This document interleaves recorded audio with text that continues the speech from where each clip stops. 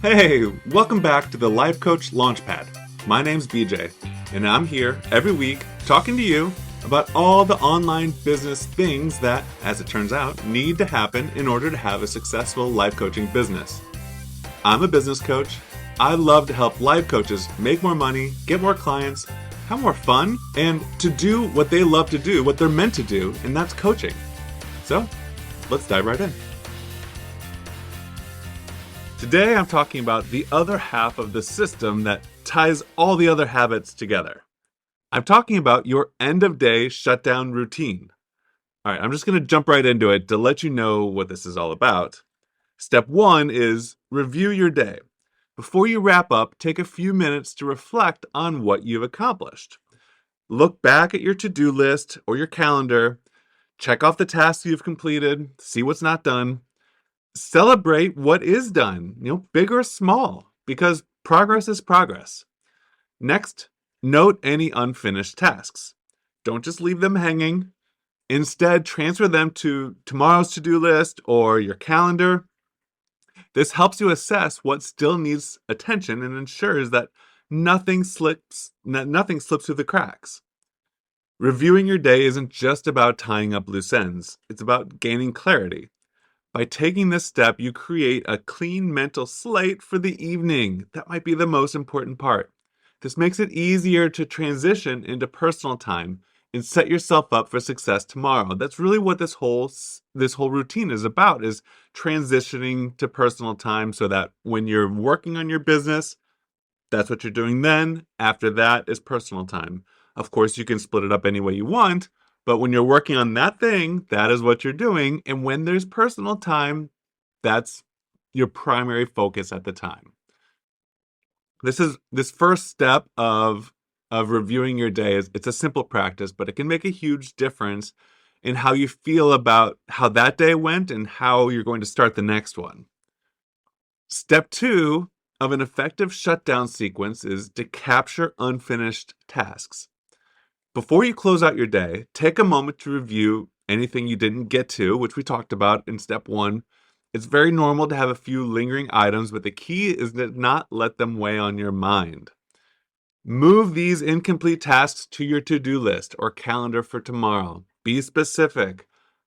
We talked about step one was calling them out. Step two is assigning them a time slot or a priority so you'll know exactly when and how you'll tackle them. By doing this, you'll prevent the mental clutter of, what did I forget today? What am I forgetting? And give yourself permission to really disconnect from work. Remember, this step isn't about feeling bad for not finishing everything, because probably it's going to happen every day. Something didn't get done. It is about creating a system that lets you handle unfinished tasks proactively, so you can enjoy your evening stress-free and step in tomorrow feeling prepared. Step three is plan for tomorrow. Take a few minutes to identify your big three priorities for the next day. The three most important tasks that will move you closer to your goals. These are the tasks that you most want to be working on that move the needle the most. But often it feels like there's other urgent tasks that pop in and prevent you from working on these. These big three will include urgent work, but make sure to also include tasks that will contribute towards the important but not urgent category. Block out time for each of these priorities on your calendar. Assign specific time slots so you're not starting your day wondering what will get done that day. You've heard me talk about time blocking before. This step is how you make sure that things don't fall through the cracks and you're also making steady progress towards your big goals. Step four is clear your workspace. Before you call it a day, take a few minutes to tidy up. Put away any papers, close notebooks, organize your materials. Clear off anything that might distract you or create mental clutter when you sit down tomorrow. This small step, it ensures that you're starting the next day with a clean, organized, and distraction-free environment. It really helps you hit the ground running with focus and clarity, rather than wasting time getting things in order. You may recall that this is also part of the daily startup system. This is important. That's why it's on both. It just makes you feel productive and promotes clarity. And when you feel that way, the results of a productive and focused person will follow. Step 5 is shut down technology. At the end of your workday, take a moment to power down your computer, close work-related apps, and silence notifications on your devices. This might look different for everyone. I don't actually shut my computer down. I don't feel the need to do that. It's really about setting a clear boundary between work and personal time. By shutting down technology, you signal to yourself that the workday is over.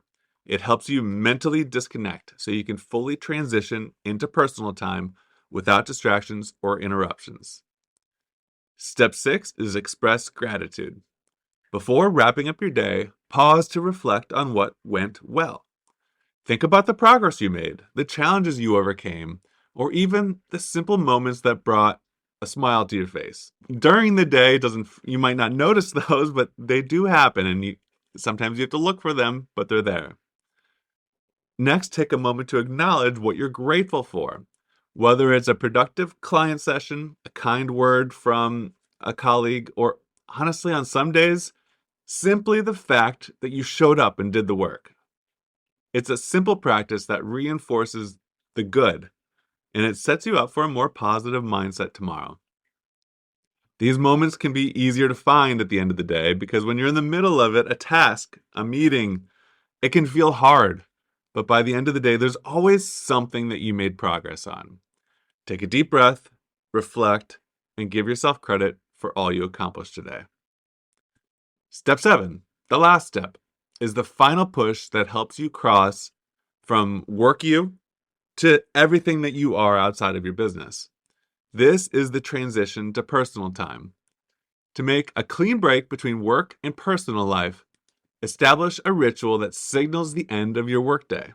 This could be taking a walk, changing into more relaxed clothes, spending time with your family, or maybe doing a workout.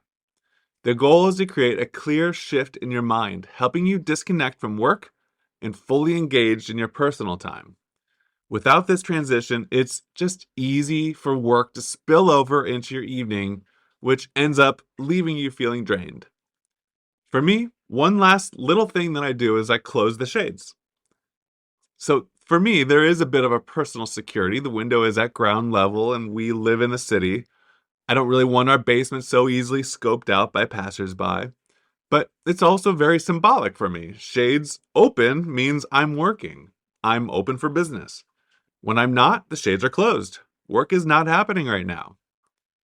And that's a good thing to bring up because every step of your shutdown routine should be tailored to your needs. These are all guidelines. Take them and make them what they need to be so that you feel most prepared for the next day. If you would like some help setting up the habits that are going to bring your business to the next level, you can set up a free mini session at my website at bjbutler.com. That's it for today. I'll see you next week.